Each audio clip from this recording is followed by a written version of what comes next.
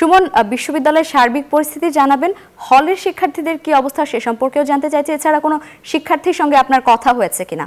ধন্যবাদ আপনাকে। আমি সকাল থেকেই এই ঢাকা বিশ্ববিদ্যালয় ক্যাম্পাসে অবস্থান করছি। আমার সাথে শিক্ষার্থীদের সাথে কথা হয়েছে, আমরা সার্বিক পরিস্থিতিটি বলছি। তার আগে আপনাদের জানাচ্ছি, এখন আমি এই মুহূর্তে আছি রুকিয়া হলের সামনে। আপনারা দেখছেন রুকিয়া হলের মেইন গেটের চিত্রটি দেখছেন। সেখান থেকে আমরা সকাল থেকে যেমনটি দেখছি, এখনও দেখছেন যে শিক্ষার্থীরা কিন্তু এই ইউজিসির যে আদেশটি সেটি মেনে সকাল থেকেই কিছু কিছু করে তারা হল ছাড়ছেন।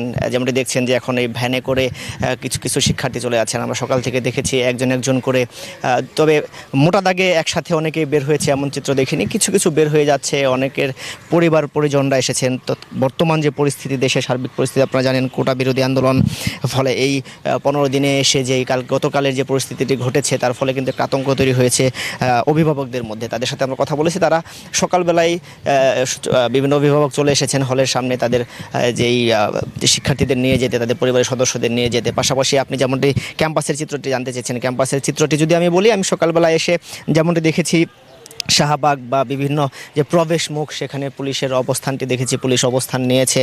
পুলিশের সাথে আমরা কথা বলেছি, তারা যেমনটি বলেছেন যে আজকে এই গতকালকের মতো যে পরিস্থিতিটি সেটি যেন তৈরি না হতে পারে, সেই জন্যই তারা এই অবস্থানটি নিয়েছে। তারা যারা এই ক্যাম্পাসে প্রবেশ করছে তাদেরকেই সেই তল্লাশি চৌকিটি পাড়ে দিয়ে প্রবেশ করতে হচ্ছে। আমরা যেমনটি টিএসসিতে দেখেছি, রাজু ভাস্কর্যের নিচে দেখেছি। আপনারা জানেন আজকে কিন্তু কোটা বিরোধী আন্দোলনের যে সমন্বয়ক, তিনি কিন্তু গতকাল রাত 12টার সময় ঘোষণা দিয়েছেন, আজকে কর্মসূচি ঘোষণা দিয়েছেন। সেই কর্মসূচিতে তিনি কিন্তু বলেছেন যে আজ দুপুর 2টার সময় এই রাজু ভাস্কর্যের এখানে একটি গায়েবী জানাজা হবে, তারপর এখানে কফিন নিয়ে মিছিল হবে। সেটি প্রতিরোধে কিন্তু ছাত্রলীগের পক্ষ থেকে অবস্থান কর্মসূচি দেখেছি। আপনারা এখনও যেমনটি দেখছেন ছাত্রলীগ বসে আছেন। তারা আমরা দেখেছি গাজীপুর সহ আশেপাশের যে এলাকাটি, সেখান থেকে ছাত্রলীগের নেতারা এসেছেন, তাদের সাথেও আমরা কথা বলেছি। তারা সারা রাত এখানে ছিলেন। তারা বলছেন যে যেভাবেই হোক তাদের এই যে আন্দোলনটি বা তাদের কর্মসূচিটি প্রতিহত করা হবে। আজ আর কোনো তাদের কর্মসূচি পালন করতে দেয়া হবে না। পাশাপাশি তারা আরও বলছেন যে রাতে যে টিমটি ছিল তারা আবার চলে গিয়ে সকালে আবার আসবেন।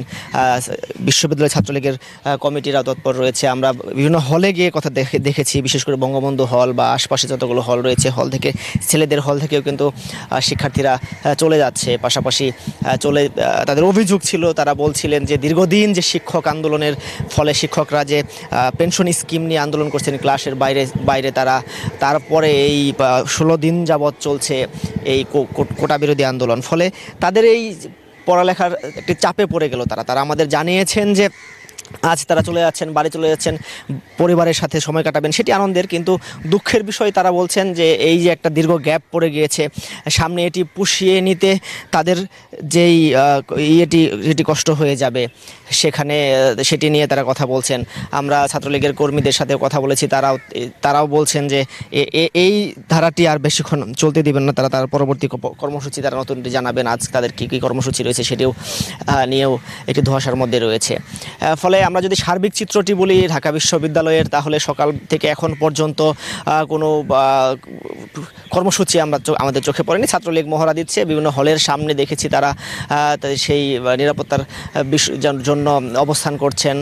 আমরা দেখেছি লাঠি সোঁটা নিয়ে অবস্থান করছেন, তবে তারা সংখ্যায় খুব কম। আর এই ছিল ঢাকা ভার্সিটির সার্বিক চিত্র। আর শিক্ষার্থীদের আশঙ্কার কথা যেটি বলছিলাম, পাশাপাশি আর গত রাতে আপনারা যেমনটি দেখেছেন রুকিয়া হলের যে ঘটনাটি ঘটেছে ছাত্রলীগের কর্মীদের সাথে, পাশাপাশি তারা যেই গতকাল পর্যন্ত যেই আন্দোলনটি হয়েছে, সেই আন্দোলনে যারা যুক্ত ছিলেন, সামনের সারিতে যারা ছিলেন, যারা আন্দোলনের সাথে নেতৃত্ব দিয়েছেন, তাদের কিন্তু এখন পর্যন্ত আমরা বিশ্ববিদ্যালয়ে বা হলে থেকে বের হয়ে যেতে আমরা দেখিনি। ফলে সাধারণ শিক্ষার্থীরা এই ইউজিসির আদেশটি মেনে বের হয়ে যাচ্ছে, কিন্তু নেতাকর্মীদের অবস্থানটি আমরা এখনও জানতে পারিনি। লাবিবা, এই ছিল আমার কাছে ঢাকা বিশ্ববিদ্যালয় থেকে সর্বশেষ।